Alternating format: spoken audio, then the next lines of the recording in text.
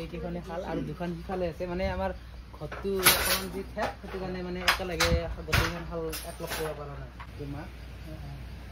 মই আজি উপস্থিত আছোঁ শুৱালকুছিৰ বৰবৰী পাহাৰত বস্ত্ৰৰ লগত জড়িত এজন উদীয়মান যুৱকৰ সৈতে কথা পাতিবলৈ। গতিকে তেওঁৰ বস্ত্ৰৰ লগত জড়িত কেইবাবছৰো হ'ল, উদীয়মান যুৱক, ভালেখিনি কাম কৰি আছে। আজি হঠাতে তেওঁৰ খবৰ ল'বলৈ আহিলোঁ।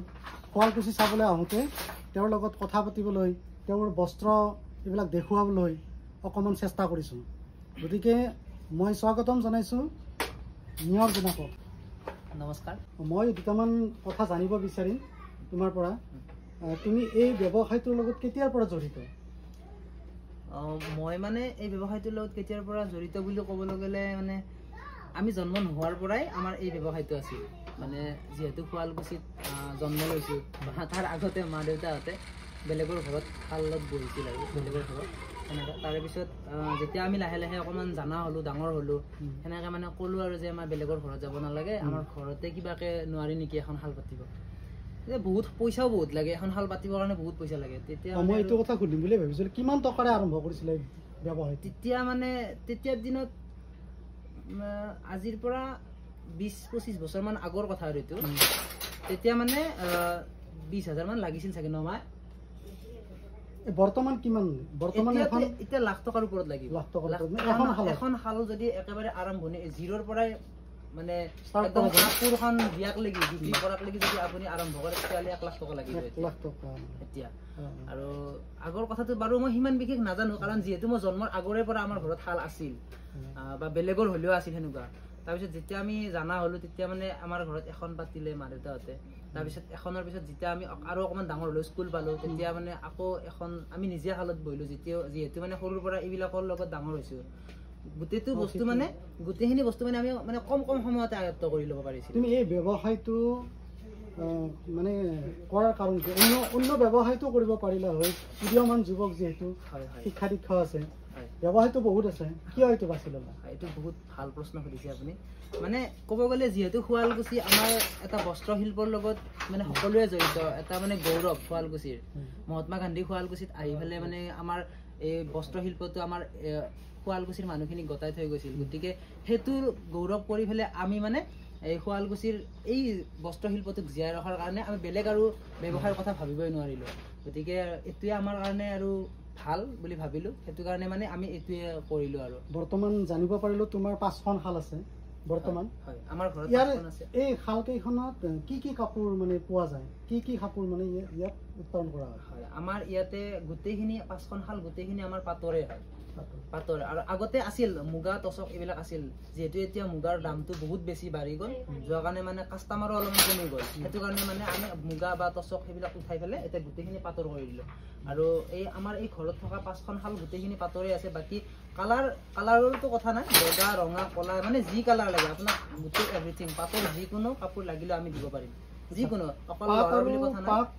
আৰু যিটো এই মানে চিল্ক পাত, হয়, তাৰে পাৰ্থক্যটো কি অকণমান বুজাই দিব নেকি? মানে কেনেকুৱা?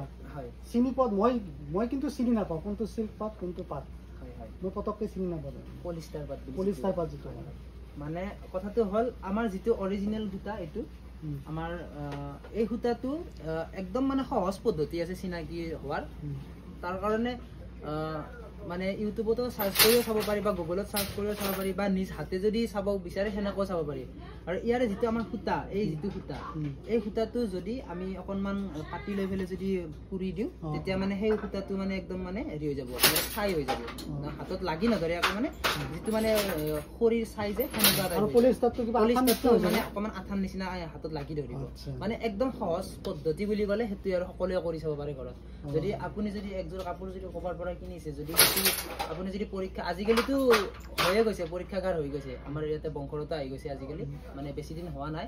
তো তাতো আহি পেলাই কৰিব পাৰিব, টেষ্টিং চেণ্টাৰ হ'ল, টেষ্ট কৰিব পাৰিব। আৰু যদি নকৰে বা ঘৰত যদি কৰিব বিচাৰে, ঘৰত আপুনি সেনেকৈ কৰিব পাৰে। কণা এটাৰ পৰা অকণমান কাপোৰ কাটি আপুনি জুই লগাই দিব, তাৰপিছত চাব যদি বস্তুটো আপোনাৰ হাতত লাগি ধৰিছে তেতিয়া তাত কিবা এটা ভেজাল আছে। আৰু যদি মানে একদম মানে ছাই হৈ গৈছে, উৰি গৈছে, সেইটো মানে আৰু অৰিজিনেল। কাপোৰবোৰ উৎপাদন কৰাৰ পিছত এখন বজাৰৰ প্ৰয়োজন। এই বজাৰ মানে ক'ত বিক্ৰী কৰা হয় এইখিনি বস্তু? মানে মূল্যটোতো পাব লাগিব, উচিত মূল্যটো। মানে সেইটো কথা ক'ব গ'লে মানে কি আমাৰ শুৱালকুছিতো দোকান আছে কাপোৰৰ।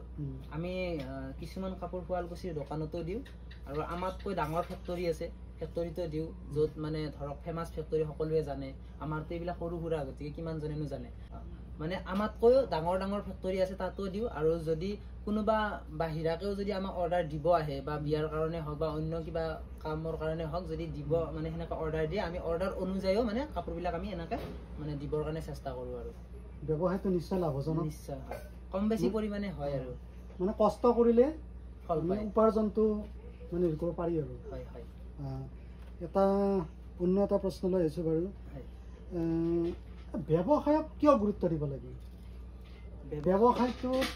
ব্যৱসায় আৰু সাধাৰণ চাকৰি বা কিবা ইয়াৰ মাজত এটা পাৰ্থক্য এটা আছে, নিশ্চয় আছে আছে। ব্যৱসায়টোত কিয় গুৰুত্ব দিব লাগে? মানে নৱপ্ৰজন্মক উদ্দেশ্যি মই এটা হেৰি এইটোৰ সংজ্ঞা আচলতে বেলেগ বেলেগকে দিব। মানে মোৰ মতে হ'লে, মোৰ একান্ত ব্যক্তিগতভাৱে কৈছোঁ, মানে চাকৰিটো হ'ল আপুনি মানে এটা আবদ্ধ, মানে সময়ত যাব লাগিব, সময়ত আহিব লাগিব, তাৰ বিনিময় আপুনি মাহত কিবা এটা পাব, হয়তো দেওবাৰে আপোনাক ছুটি দিব। কিন্তু আমাৰ ব্যৱসায়টো কেনেকুৱা, আজি আপোনাৰ মন নাই নকৰিবও পাৰে, বা ক'ৰবাত ফুৰিব যাবও পাৰে, পৰিয়ালকো সময় দিব পাৰে। আৰু যিটো মাহৰ আপুনি ইনকাম, সেই ইনকামটো কোনোবাটো মাহত হয়তো বেছিও হৈ যাব পাৰে, আৰু কোনোবাটো মাহত হয়তো কমো হ'ব পাৰে।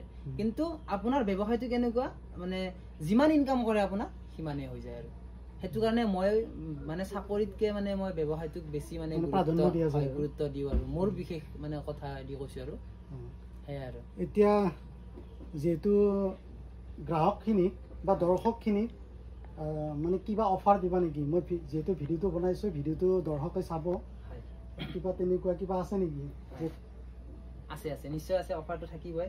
কাৰণ মানে মই বিশেষ অফাৰ কি দিম, মানে যদি কোনোবাই এই ভিডিঅ'টো চাই পেলাই যদি মোৰ ফেক্টৰীলৈ আহে, কোনোবাই হয়তো চাবও আহিব পাৰে, যে শাল আছে চাব যাওঁ, এনেকৈ শাল চাবও আহিব পাৰে। আৰু যদি কাপোৰৰ অৰ্ডাৰ দিয়ে, তেতিয়াহ'লে মই এটা কথা ক'ব পাৰিম দৰ্শকসকলক, যিসকলে এই ভিডিঅ'টো চাই আছে এইখিনি সময়ত, তেওঁলোকক মানে মই 100% অৰিজিনেল কাপোৰটো দিয়াৰ কাৰণে, মানে একেবাৰে অৰিজিনেল আৰু কোনো ধৰণৰ ভেজাল নোহোৱাকৈ মানে দিব পাৰিম। আৰু যে একো প্ৰব্লেম নাই আৰু তেনেকুৱাকৈ। আৰু যদি টেষ্ট কৰি দিব লাগে, হলমাৰ্ক দিব লাগে, মই হলমাৰ্কো দি দিম কাপোৰত, একদম মানে কোনো টেনশ্যন নাই।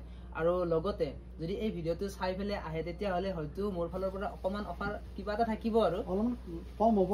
সেই আৰু গতিকে সেইখিনি দিয়ে আৰু আপোনালোকে নিজে বিচাৰ কৰি ল'ব। চবতকৈ পইচা 500 টকা বা 1000 টকা কম বেছিটো ডাঙৰ কথা নহয়, কাপোৰৰ বিশুদ্ধতাটোৱে ডাঙৰ কথা। গতিকে যিকোনো এখন বস্ত্ৰ লোৱাৰ আগতে মানে আমি ভাবি লওঁ যে কাপোৰখন কিমান দূৰ মানে সঁচা। গতিকে মোৰ এই ফেক্টৰীৰ পৰা আহিলে যদি লয়, আপোনালোকে 100% অৰিজিনেল পাব। মই সেইটোৱে আৰু বিশেষ অফাৰ বুলি ক'ম। গতিকে ধন্যবাদ জনাইছোঁ, আৰু তোমাৰ উজ্জ্বল ভৱিষ্যত কামনা কৰিছোঁ, আৰু ফেক্টৰীটো দিনক দিনে আগবাঢ়ি যাওঁ আমি কামনা কৰিছোঁ। আৰু দৰ্শকসকলক মই এটা অনুৰোধ কৰিছোঁ, নিয়ৰ জোনাকৰ এই ফেক্টৰীৰ পৰা কাপোৰ লওক, আপোনালোকে নিজে ইয়াত অৰ্ডাৰ অনুযায়ী লওক। আৰু নিয়ৰ জোনাকৰ এটা নিজাও ফেচবুক চেনেল এটা পেজ এটা আছে, গতিকে মই সেইটো মেনশ্যন কৰি দিম। তাতো এই কাপোৰবিলাকৰ ভিডিঅ' আপলোড কৰি থাকে, গতিকে আপোনালোকে ভিডিঅ' চাব, আৰু এই ভিডিঅ'টোৰ জৰিয়তে আপোনালোকে ভিডিঅ' চাই কাপোৰ ল'ব, নিশ্চয় অফাৰ পাব। আৰু এইখিনিতে এটা বিশেষ কথা, মানে কাপোৰ এযোৰ ল'ব গ'লে মানে কাষ্টমাৰে আমাক বিশেষকৈ ডিজাইনৰ ওপৰত সোধে, যে অমুকটো ডিজাইন পাম নেকি, তমুকটো ডিজাইন পাম নেকি, সেনেকৈ মানে সোধে। এতিয়া মই ক'ব বিচাৰোঁ, যিসকলে ল'ব বিচাৰে বা যিসকলে চাই আছে, যে আপোনাৰ পচন্দৰ যিকোনো ডিজাইন আমি বনাই দিব পাৰিম। কেৱল আপোনালোকে আজিকালি ডিজাইনবোৰ চোৱাৰ কাৰণে বহুত সহজ হৈ পৰিছে, অনলাইনতো চাব পাৰে ডিজাইনবোৰ। সেই অনলাইনত চোৱা ডিজাইনটো আপুনি যদি আমাৰ ইয়াতে ফটো এখন দিয়ে, আমি সেই সেম বনাই দিব পাৰিম। আৰু এইটো হৈছে গুণা, যিটো দি আমি ফুল বাচোঁ, এইটো। আৰু আপোনালোকক দেখুৱাম এই কেনেকৈ বতা হয়, সেইটো দেখাম। আৰু এইটো ডিজাইনটো আছে ইয়াতে, মানে এই গ্ৰাফত এইটো বনোৱা আছে। এই যে ফুটাবিলাক দেখাইছে, এইবিলাক হৈছে আমাৰ ডিজাইনৰ এই প্ৰত্যেকটো মুঠি। আৰু এইটো হৈছে আমাৰ মেচিন, যিটোক মানে বিয়াৰিং মেচিন বুলি কোৱা হয়। আৰু এই ডিজাইনবিলাক এনেকৈ মেচিনত গৈ থাকে, তাৰে পিছত আমি এই মেচিনটো এনেকৈ ভৰি দি দাঙি দিব লাগে। তাৰপিছত এয়াই আৰু প্ৰচেছটো এনেকুৱা, এয়াই আৰু। ভাল লাগিল বাৰু, ধন্যবাদ।